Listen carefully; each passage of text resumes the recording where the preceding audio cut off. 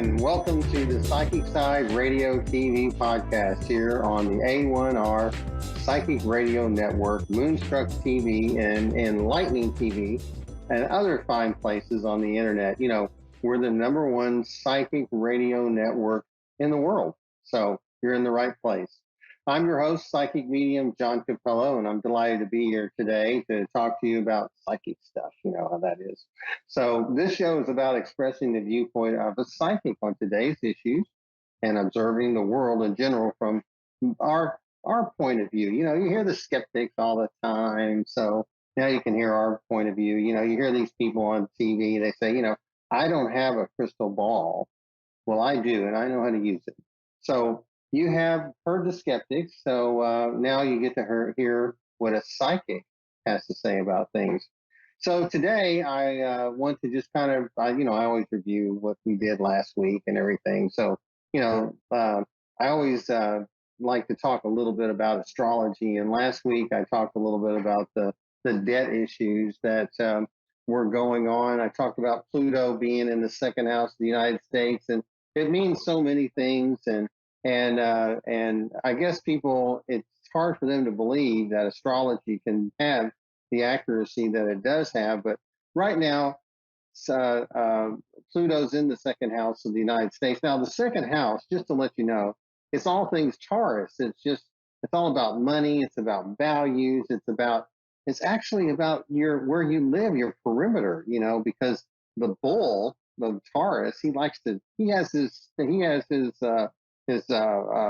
territory staked out, and he patrols it. He doesn't want anybody to get on his turf, And in the case of the United States, what's our turf? Our turf is our border. So, that's another area that is being worked on by the planet Pluto. And we're seeing Pluto at its worst right now because there's so many things that are going on that need to be addressed. And it's been in the sign of Capricorn.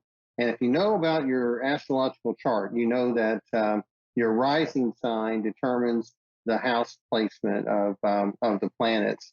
And so for the United States, we're a country that has Sagittarius rising, which is in the first house, and the second house is Capricorn. And Capricorn is about power. It's the most powerful sign in the zodiac. It's about government. It's about image. It's about so many things, status, those sorts of things.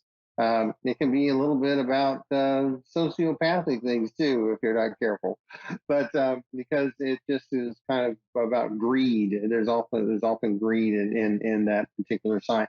So, now the thing is, with Capricorn, there's a lot of really positive things about Capricorn. Just like every other sign, it's got its good and it's got its bad, and you can easily get in the weeds when you talk about astrology because it may sound like it's not very definitive because it looks like you're talking from both sides of your mouth. For instance, you could say I was just bad mouthing Capricorn, but yet Capricorns are considered the best parents of the zodiac. The Capricorn kids the kids of Capricorn parents often are treated the best, and they have structure, and they have so many things that are at their disposal, and parents watch over them to make sure that they're taken good care of. So there's so many really good things about Capricorn, and I have to be careful because I'm right there on the cusp of Capricorn, so I'll be talking about myself if I'm not careful. But the show is about talking a little bit about astrology, and right now we have this Pluto in the second house, and we'll get to our caller here in just a moment. So I'm going to ask them to be a little patient.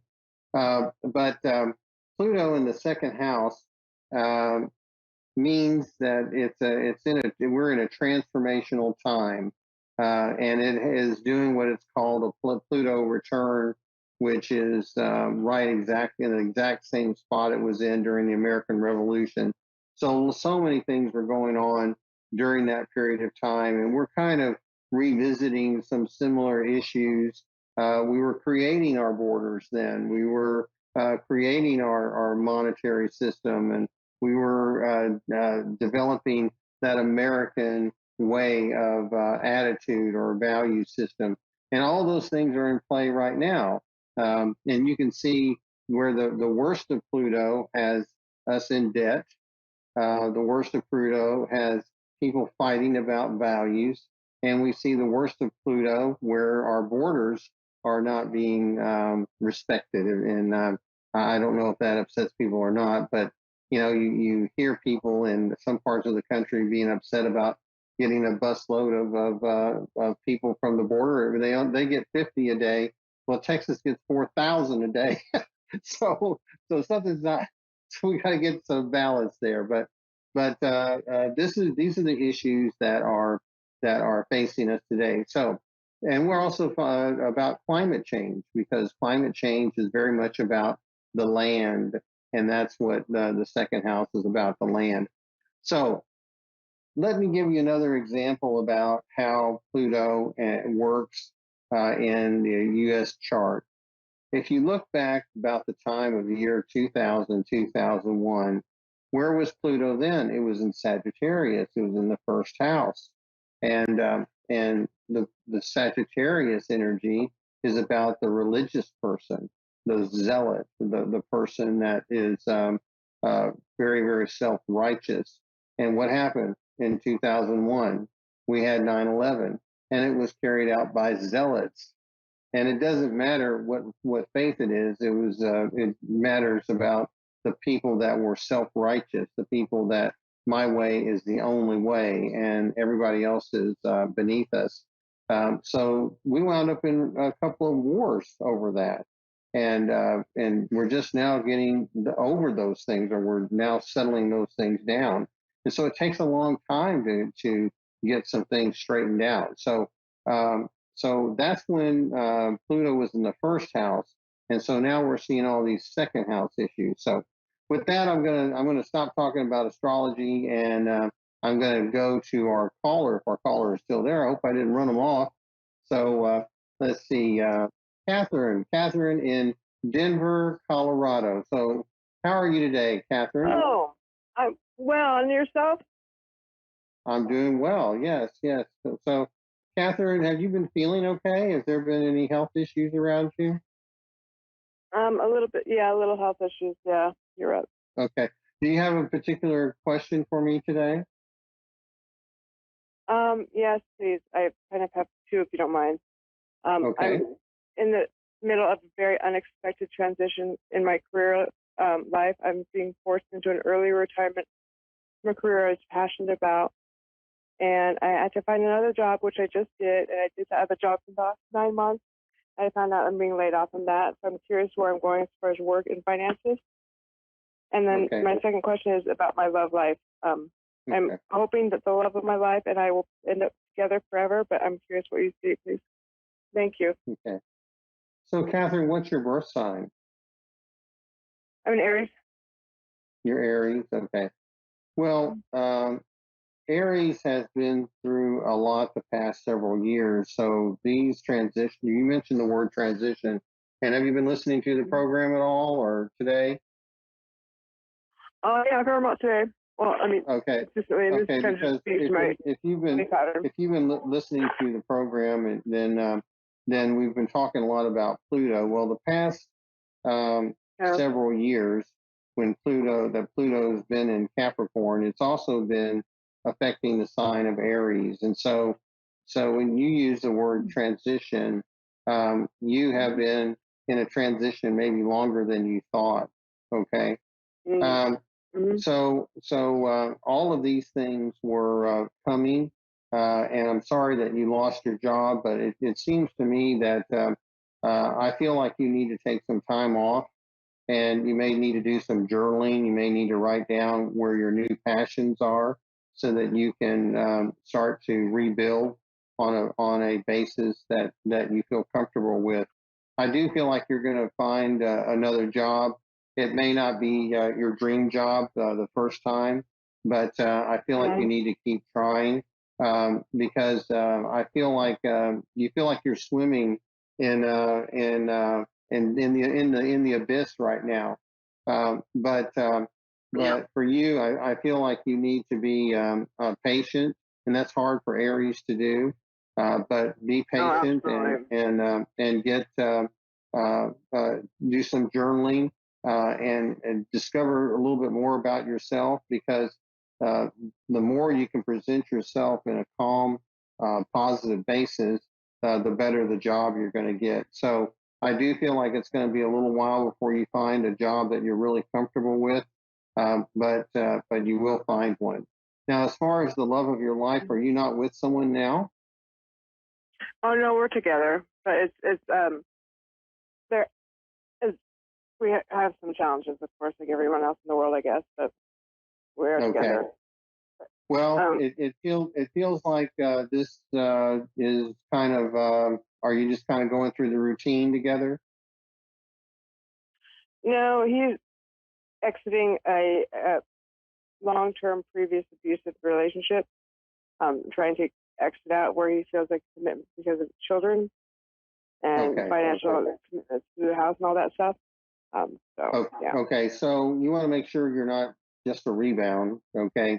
right. I'm not feeling a lot of energy between you and this other person. I kind of feel like you're a little bit in rescue mode. So what I'm saying is I'm not going to say this is the love of your life. I do feel like this is a pretty good person, and I feel like you need to see this through. But I'm not going to say this is the love of your life. I understand that you want some certainty in life. I understand that you want to be able to settle down and say, this is where I am, this is where I belong, and this is where I'm going to be in the next 10 years. I can't give you that answer today because I feel like there's still some struggle around you, and all I can be is honest with you. But I feel like you do need to go through this situation with this particular person so that you not only learn about yourself, but you learn about what you want in a relationship. It's possible that he can be that person, but I also feel like he's got to do some healing especially if he's been in an abusive relationship for a long time. Okay. So I hope that gives you a little bit Yeah. of insight. I'm just saying, be patient. I would work on your health because for some reason I feel like you need to deal with some health issues. So I'm not a doctor, Okay. but I Yeah. I would address those because I'm just feeling like you have a little bit of low energy and it may be just from Hmm. exhaustion. So that's Yeah. kind of what I'm feeling.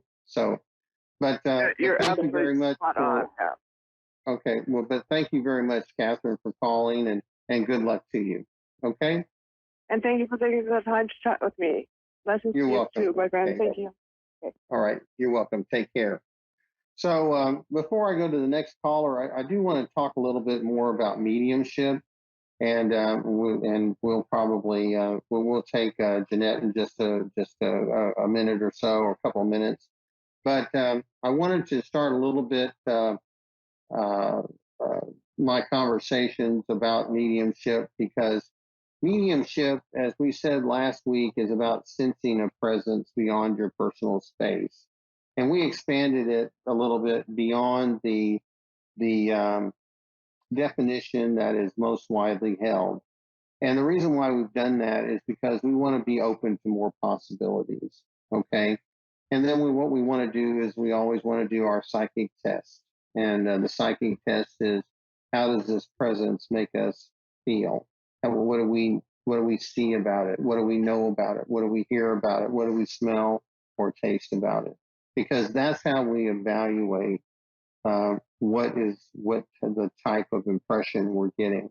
And then once we can evaluate it, well, then we evaluate it even further with our other psychic senses because that will open the door to more evaluation.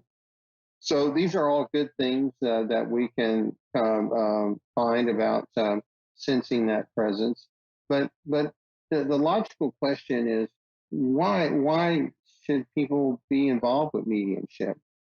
And that's an easy answer for me because mediumship, for the most part, it validates existence beyond the physical, and it exists. It validates the continuity of life. You know, because we believe in the continuity of life. We believe that once our physical body no longer supports our spiritual soul, that our spiritual soul continues to exist. And we believe that it exists into eternity. Some people and a lot of people believe that it comes back over and over again, and that we remember each time we have a new incarnation. We pick up a little bit where we left off, even though we may not consciously remember it.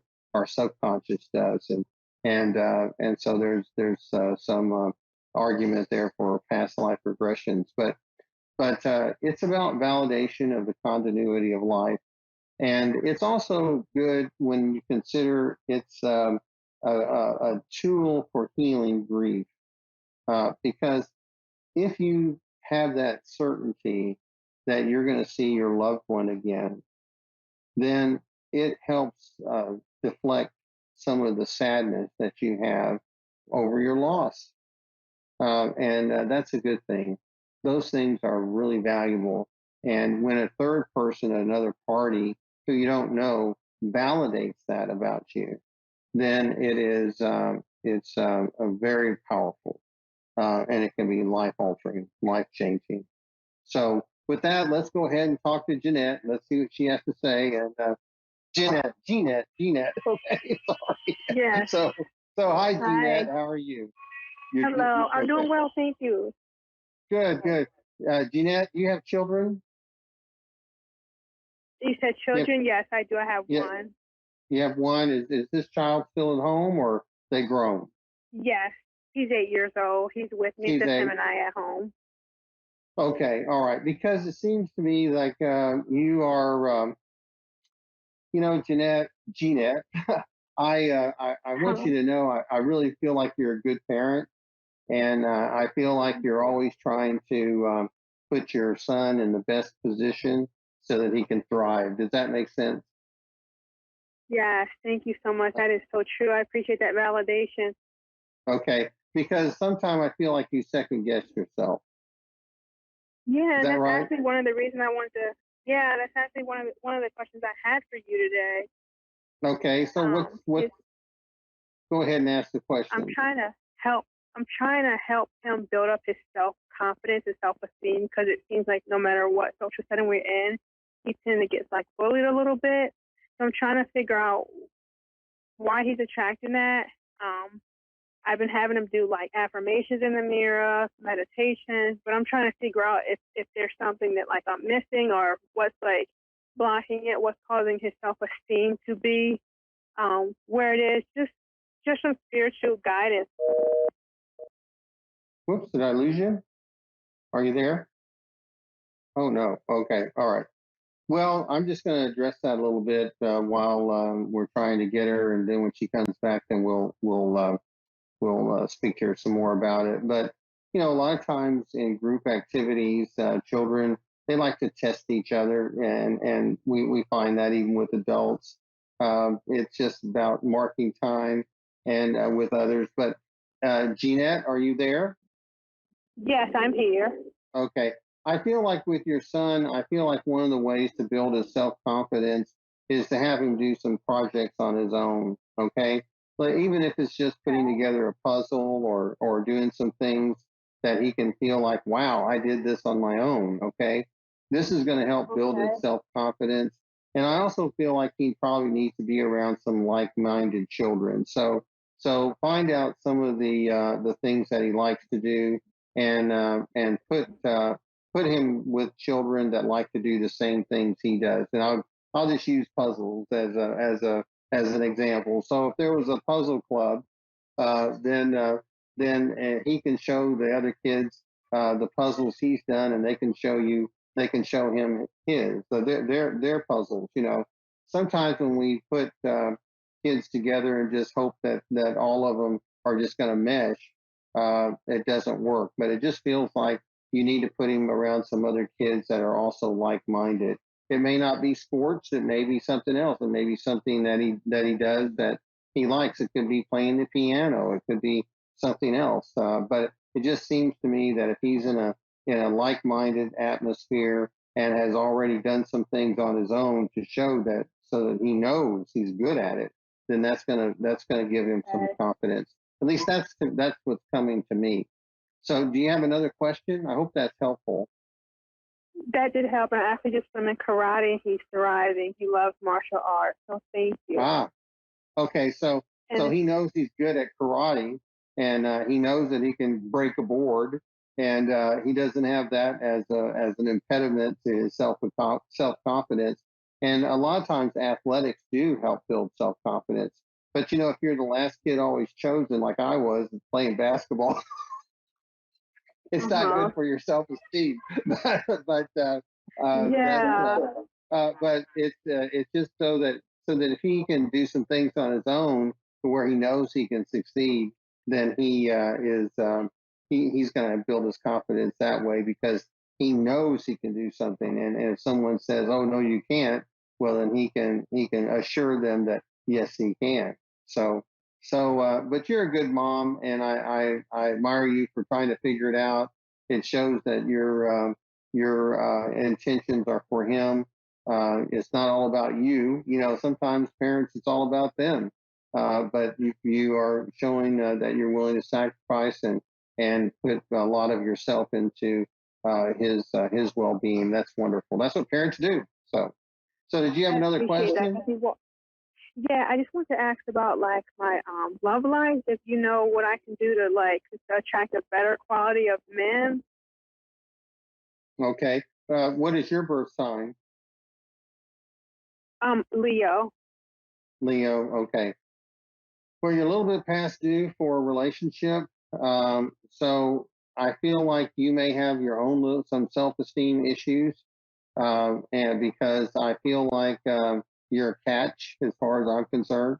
So I feel like in some ways you need to write down your ideal man, the ideal Hmm. type of person you want. If you, for instance, if you don't mind smoking, fine. But if you don't want a smoker, then people who smoke, nope, I'm not going to go. I'm not going to date a smoker. You may want to Right. also find those activities that you're good at, and find those men that are attracted to the same things that you are, and don't settle. It feels like you've settled. It feels like you've made Yeah. excuses for some of the men that you've dated in the past. It feels like you have said, "Oh well, he drinks, but he doesn't drink that much." Well, if he drinks and he can't go to work the next day, then he drinks too much. so That I makes feel sense like because you do what?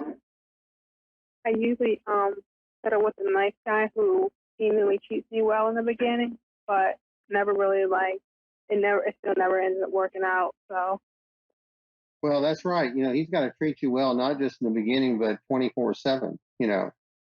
Because right, that's a full time job, and you got to treat him well too. So it's not an right, option to treat your partner uh, badly. I mean, you need a partner that is going to also want the very best for you at all times. Now, every once in a while, you have a bad day. People got to be able to get over obstacles. So that's what makes a relationship work as well. But you've got to put that person in a high place of of esteem, and they've got to do that for you as well. So you can't be choosing people that you're going to have to rescue or pull up from the abyss. If they don't have a right, job, or they're not willing to participate in those things that make you happy, then they're most likely not the right person for you. A lot of times we get right, addicted to people. There's just something about them that we just fall in love with, and we can't get away from them. But when we find that we're addicted to someone that has a lot of bad behavior, then we've got to say to ourselves, listen, what's best for me in the long run, and what's best for them, because you're not right for them either if you're constantly having to rescue them. right. So, so I feel like trying to do the best for yourself and putting yourself in a position to where you're both going to be successful. I feel like that's the perception you've got to have, and you're going to have to be patient and wait for the right person, because the right person is worth waiting for. So thank you very much. I'm sorry we lost contact, but I'm glad that we got that back. So thank you very much, and good luck. Okay. Appreciate you. Thank you. Bye-bye. You're welcome. Okay. So we don't have a lot of time left on our program today, so I want to take a moment to talk a little bit about next week's program. Next week we're going to have a special guest. We're going to have psychic medium Jennifer Farmer, and she has a new book out called A Healing Journey, and it's about grief. And it's just like I was telling you about earlier about mediumship. One of the things that's most valuable about mediumship is that it helps with the grieving process. And a wise medium like Jennifer, in my opinion, is going to recognize a person who's in grief, and they're going to be able to see things and from a perspective that the person who is in grief or in that cycle of grief may not be able to see. So Jennifer is going to tell us a little bit about that next week, and she's going to talk to us about an event that she's going to be holding the following week. So we're looking forward to having her here with us. So with that, I hope that you'll tune in to us to listen to our special program with Jennifer Farmer next week. So with that, I want to thank our sponsor once again, Miracles of Joy. So be sure to use their promo code PS0223 when you're shopping online. You'll get that 25% discount. Tell them you heard us talk about them on the radio. We appreciate that. We'd like to keep them as a sponsor. So so that's very nice. But thanks again for joining us. We're going to be with our special guest next week, but we're going to continue our discussion about mediumship. And I hope that you'll like us on Facebook. Go to my fan page on Facebook and like that page. If you have suggestions on topics that you'd like to hear me talk about, please let me know, because I'll certainly be happy to entertain those, as long as it's a psychic topic, and we'll go from there. But once again, I'd like to thank you for joining us today here on the Psychic Side on the A1R Psychic Radio Network and Moonstruck TV. So it's a delight to be here every Tuesday, and so I hope to see you next week. And my name is John Cappello. Take care, and we'll see you next week. Bye-bye.